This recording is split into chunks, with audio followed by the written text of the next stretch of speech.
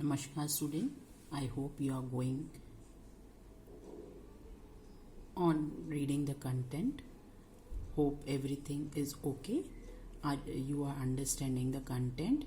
If any problem, we will have a problem solving session. On that we can have a discussion one to none.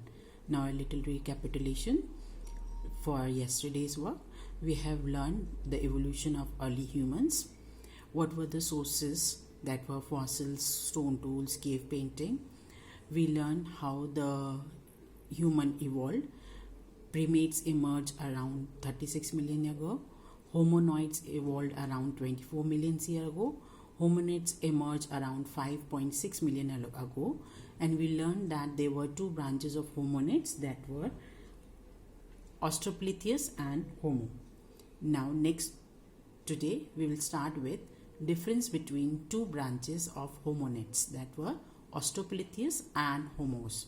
Australopithecus is the Latin word austral meaning southern and the Greek word meaning pithos, that is ape. They have some similar features of apes and they have a small brain size, heavier jaws and larger teeth.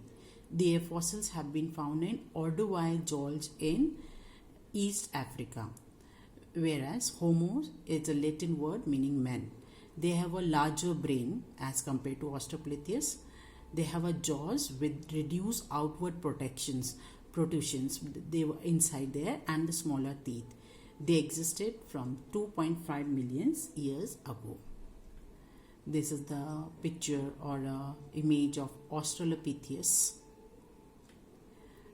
This states that the first discovery of Australopithecus was from Olduvai Gorge. This was early discovered in 20th century.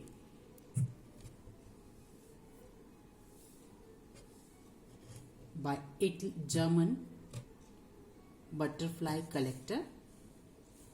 He came to identify with Marion Louise Leakey and worked here, and over the 40 years it was a Mary Leakey who directed archaeological excavation at Olduvai and latterly, and they discovered the first Australopithecus fossil.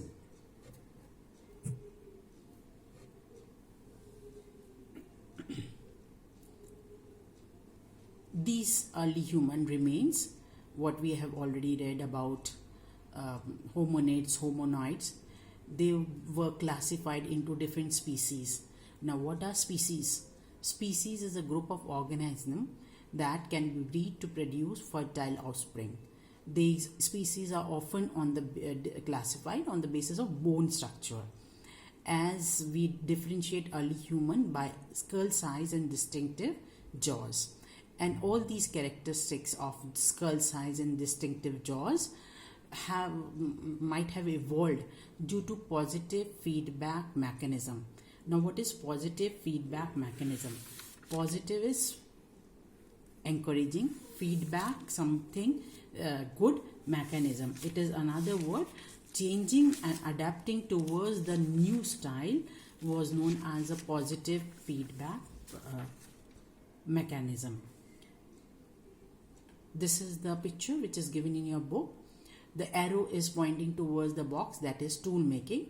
It is giving about the positive feedback mechanism. It states that as the early man turned himself from quadruped to bipedalism, he got a positive feedback. He started his tool making in a very sharp way. He had an increase in size and capacity of brain. His visual surveillance, he could see from very large distance and could easily hunt. He started moving in the upright position. His hand was freed for using tools and carrying infant and object. These all are the positive feedback of bipedalism, when the early men started moving on 2 feet instead of 4, and this encouraged him for new developments. These are the you can say it's a bipedalism part which gave him the new feedback. As you see, the input that went into tool making. The arrow is two side, one side, two side. The inside tools making arrow, it's the input that as the increase in size and capacity of brain was, so the tool making was efficient. As the visual surveillance and long distance was there, so the tool making was according to that. The people started moving in the upright walking, so the tool was turned to in that position. Their hands were free for using the tool, carrying the infant and object. This processes, all these processes strengthen the tool making. All these processes, they could now easily walk straight. They could see very far object. They started making tool according to the inputs what was required at that time. Now this is the Letoli in Tanzania footprint of hominids, which is the example showing the evidences that they had a bipedalism hominids. Now these are the benefits of bipedalism. Once the early men started moving straight, started using 2 foot for moving, they could carry the object. The upright posture, front tool arms were free, and now they could carry their object. They could easily see a very far things as they were standing in the straight position.